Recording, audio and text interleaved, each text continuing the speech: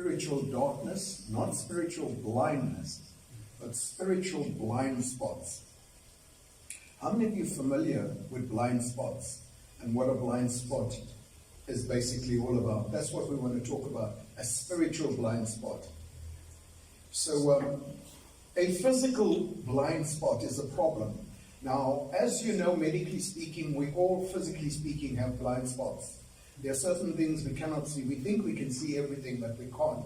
There are aspects of our eye that doesn't pick up certain things. It's a medical fact. It's called a blind spot. So we all have physical problems or physical blind spots, because the harm it does to us where we have a physical blind spot is that it can be costly financially to us.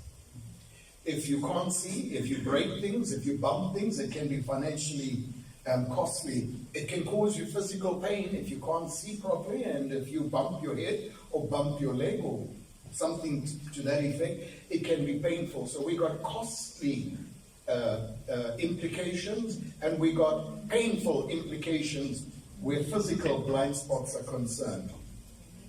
Then we have mental blind spots.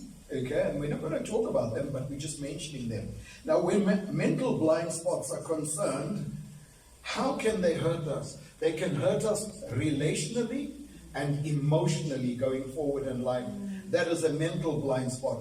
So a physical blind spot is also bad in terms of implications. A mental blind spot is bad in terms of implications. But by far, the most dangerous blind spot of them all are spiritual blind spots. A spiritual blind spot. Jesus said to the church in Revelation 3 verse 17, he says, "You say, I am rich.